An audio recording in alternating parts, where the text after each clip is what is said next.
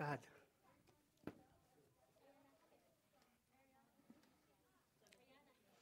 Hallelujah.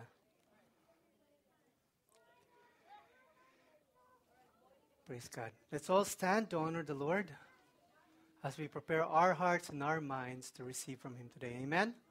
Hallelujah. Father God, we thank you, Lord, for this time. We worship you, Lord God. Open our hearts, our mind, our spirit, our soul, Lord Jesus, to share and receive from your word today, Lord God. Father, I pray, Lord God, that we will not leave this place unchanged, Lord Jesus, because you are faithful to us, your children, Lord God. And we declare your mercy, your glory, your grace over each and every one of us here today. May your name be glorified. Use me as your mouthpiece. In the mighty name of Jesus we pray. Amen and amen. Praise God. Hallelujah.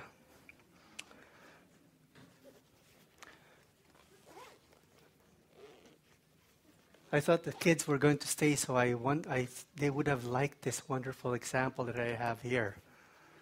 Who has seen Star Wars? And I have here, who is this? BB-8, one of the robots. BB-8 is an astromech droid that appeared in the Star Wars Episode 7, The Force Awakens. All right? Hindi po ganito kaliit si BB-8. BB version po to. It was actually a big one, and it's, as you can see, it's round, and it's got accelerometers and gyroscopes and everything. There's so much technology in this thing that the technology in this is greater than what was on the spaceship that went to the moon. So amazing what we can do. This ball-shaped body and domed head resembled, sino yung una? R2-D2, right? Yan, kamukha ko. Tatanggal yan. Praise God. This lovable robot seems like it has a mind of its own, right? It has a personality, and when they were producing the film, they didn't want it to be CG or computer graphics because it's very hard to interact with a computer graphic. It's not there. They actually built this thing from scratch, right? And when they built this thing, so now the actors can interact with it, and this miniaturized version can be controlled. So just like the big one, the robot, the actual robot, they can control it with a remote. This one I can control with my phone or any iOS device, all right? What's interesting is this robot does not have its own mind or its own will. For it to move, I have to control it. For it to move, my phone has to send signals to it and tell it to do things. It's translating binary code, ones and zeros, and then using that to translate it into motion. It does not have its own capability to decide where to go, what to do, or how to do things.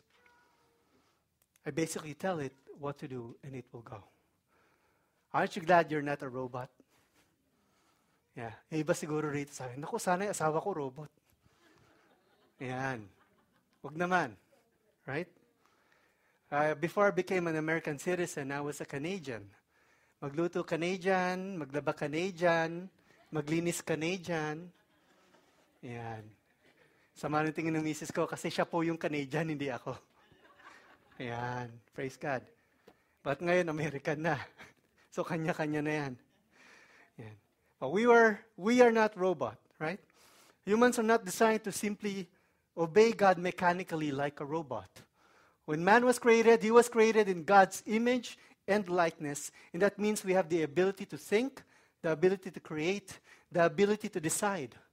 That's why we can dream up things like this robot and create it. Isn't that amazing? Can you imagine a dog creating a robot? Can you imagine another animal creating a robot? No, only humans have this ability to have this creative power. And we also have this ability called moral agency, free moral agency, also known as free will. We have the freedom to choose and decide for our own self. God created man not just with the ability to choose, but with the opportunity to choose. Amen?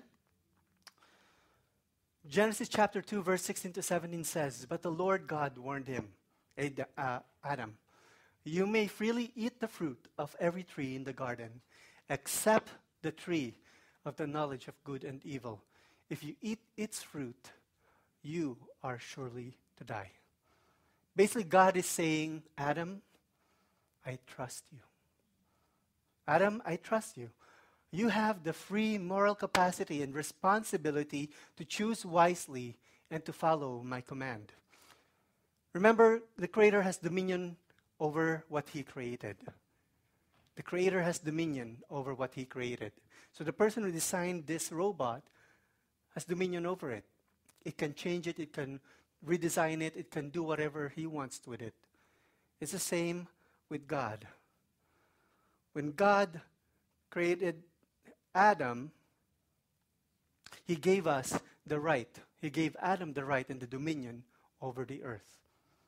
So God is the creator and Adam is the appointee or the steward of the world. Everything in this created world was governed by laws. There are physical laws, laws of nature, and there are also spiritual laws.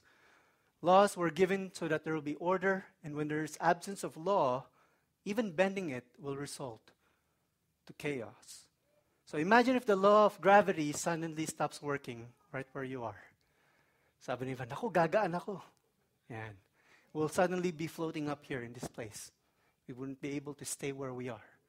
If the laws of aerodynamics didn't exist, we would not see birds flying. We would not see airplanes flying. If the laws of hydrodynamics ceased to work, we wouldn't see fish swim. We wouldn't see submarines work. All these laws reflect the character of God. When He said, let there be birds in the air, let there be animals on the land, let there be fish in the seas, He first designed everything to support their life. There had to be the heavens and the earth and the water first before the animals came to being. Before Adam came into being, He made sure that everything in this world would support human life. So God gave Adam everything that he might ever need. This is why when Eve was created, He created the world first. He created Adam first. And then He created Eve. He created Eve because she's the last and she now has everything that she might ever need. And all the women said, Amen. Yan. Sabi ko, women, pati men. Praise God. Wala ka nang hahanapin pa. There was order to everything. The fall of man was not an accident. It was not a setup. Some people think, oh, God set us up. Why would He put that plant in the middle of the garden to set us up? No. God was not testing man when He put the tree of knowledge of good and evil in the Garden of Eden. When God commanded man not to eat from the tree, He was showing Adam the grand order of things. Man had authority over everything that God created because God appointed him to be ruler of the earth. Remember, Adam was able to name all the animals, all the plants, everything. He was able to name it. And that's because man has the creative mind of God. But there was only one exception. God said, you can have all of this. But there's only one exception. Do not eat from the tree of the knowledge of good and evil. That's what He said. With this one command, He is simply saying, the great I Am is with you. All that you might ever need has been provided to you, both physically, through God's creation. Everything was provided. And spiritually, through our relationship with our Lord, our Savior. Adam already had the knowledge that he needed to operate in the Garden of Eden. He did not need the tree of the knowledge of good and evil, because he already had the knowledge, the good knowledge, to cultivate the land, to take care of the land, to take care of the animals, to take care of his wife. Everything was provided for him. In fact, he had God's wisdom available to him. To remain in this relationship with God, Adam and Eve simply needed to follow one rule, one command. They only needed to be obedient. Do not eat from that tree. So if I ask you right now to just look to the front, do not look back. Just look to the front. Don't look at me, don't look at the back. Just look to the front. That's the one command that I will ask you to do. Ay, nadapa. May lumingon. Nako. Yeah, so somebody looked. Somebody took a peek. Some of you are trying very hard not to look back because Pastor said, do not look back. But it's hard, right? In your own flesh. Like, bakit ano kaya meron sa likod? Baka may pagkain. Right? What is in the back there? What's going on back there? What's so special back there? It's the same with this. They were curious, but they followed God. God did not put that tree there to trick them. You see, the knowledge itself is not bad. If the tree only bore the fruit of the knowledge of good, it wouldn't be bad. But the tree is the tree of knowledge of good and evil. And what was the knowledge of evil on that tree? It was Satan himself. Remember, all good things come from God. So this tree was a good thing, but it was corrupted by Satan. He was on that tree, waiting to pounce on Eve when she was alone. Adam and Eve always walked together, but on that day, for some reason, Eve walked in and Satan tempted her. You see, the tree of the knowledge of good and evil is basically, Satan was there because Satan could not be in heaven because of the rebellion that he led against God. He was banished on earth. The Garden of Eden is on earth. Some people think it's in heaven. No, it's on earth. God created the earth first, and then he created the garden, and then he created man. So the Garden of Eden was on earth. But this time, the earth was perfectly formed. There was no death. There was no thorns. There were no thistles. It was perfect. God was protecting man by this one command. Do not eat from the tree of good and evil, from the knowledge of good and evil. You know what's interesting? The saying goes, everything is permissible, but not all things are equitable. What that means is you can do anything, but not everything will be beneficial to you.